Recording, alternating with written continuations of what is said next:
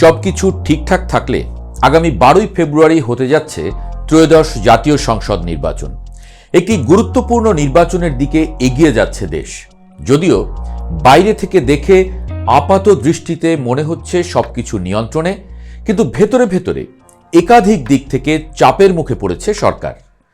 বিদেশি শক্তি, রাজপথের বাস্তবতা এবং নিজেদের রাজনৈতিক মিত্র সব দিক থেকেই ভীষণ চাপে আছে তারা।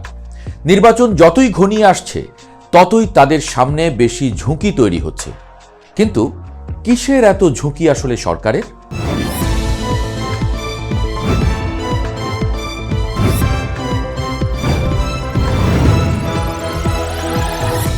এই মুহূর্তে যুক্তরাষ্ট্র, যুক্তরাজ্য এবং অস্ট্রেলিয়া এক সুরে কথা বলছে। তারা চায় বাংলাদেশের নির্বাচন ইনক্লুসিভ হোক, অর্থাৎ সব বড় রাজনৈতিক শক্তি যেন কোনো না কোনোভাবে নির্বাচনের ভেতরে থাকে।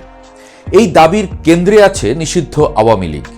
পশ্চিমা দেশগুলো মনে করে আওয়ামী লীগের এখনও একটি বড় ভোট ব্যাংক আছে, যার সংখ্যা আনুমানিক 30 থেকে 35%।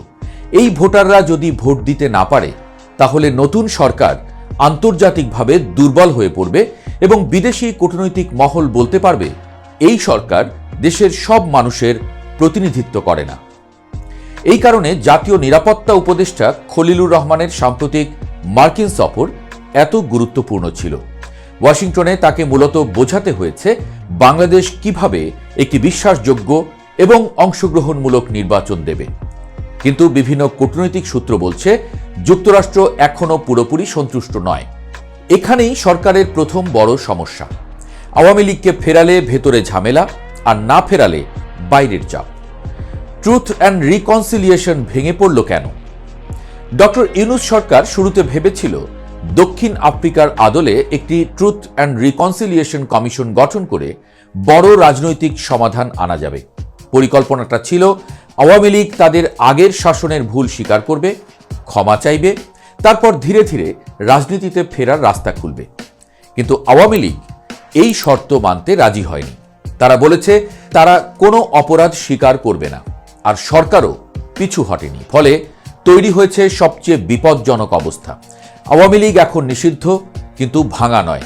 তাদের সাংগঠনিক নেটওয়ার্ক, কর্মী এবং সমর্থকরা এখনও দেশে সক্রিয়।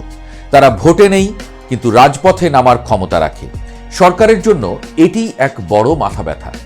18ই জানুয়ারি থেকে আসলে কি হবে দেশে? গোয়েন্দা সংস্থাগুলোর অভ্যন্তরীণ রিপোর্টে একটি তারিখ বারবার উঠে আসছে, 18ই জানুয়ারি। তাদের আশঙ্কা এই সময়ের পর আওয়ামী লীগের সংগঠিত অংশ রাজপথে সক্রিয় হওয়ার চেষ্টা করতে পারে, কারণ ওই সময়ের মধ্যে আন্তর্জাতিক মহলের অবস্থান অনেকটা পরিষ্কার হয়ে যাবে। যদি আওয়ামী লীগ দেখে যে পশ্চিমা দেশগুলো সরকারকে পুরোপুরি সমর্থন দিচ্ছে না, তাহলে তারা এটাকে সুযোগ হিসেবে নিতে পারে। এই আশঙ্কার কারণেই পুলিশ ও নিরাপত্তা বাহিনীর ভেতরে ভয় বাড়ছে। তারা জানে একবার বড় সংঘর্ষ শুরু হলে পরিস্থিতি হাতের বাইরে চলে যেতে পারে। সরকারের মিত্ররাও একজোট নেই। শুধু বিরোধীরা নয়, সরকারের নিজেদের শক্তিগুলোর মধ্যেও সমস্যা চলছে। ইসলামপন্থী 11 দলীয় জোটের ভেতরে জামায়াত ও চরমোনাই পীরের মধ্যে প্রকাশ্য টানাপোড়েন শুরু হয়ে গেছে। জামায়াতে ইসলামী 190 আসনের দাবি নিয়ে অনড় অবস্থানে আছে, আর অন্য দলগুলো এটাকে একচেটিয়া দখলদারি হিসেবে দেখছে। এই বিরোধ গভীর হলে জোট ভেঙে যেতে পারে, আর জোট ভাঙলে সরকারের মাঠ পর্যায়ের সমর্থনও দুর্বল হয়ে যাবে। সবচেয়ে বড় যুদ্ধ আওয়ামী লীগের ভোট ব্যাংক। সবচেয়ে নীরব কিন্তু সবচেয়ে গুরুত্বপূর্ণ লড়াই হচ্ছে আওয়ামী লীগের ভোটারদের নিয়ে। বিএনপি ও জামায়াত দুই পক্ষই এখন চেষ্টা করছে এই ভোটারদের নিজেদের দিকে টানতে, কারণ সবাই জানে এই 30 থেকে 35% ভোট যে পাবে সেই সরকার গঠন করবে। সরকার এখানে আটকে গেছে। এই ভোটারদের পুরোপুরি বাদ দিলে বিদেশি চাপ বাড়বে, আর সুযোগ দিলে নিজেদের মিত্রদের ক্ষোভ বাড়বে।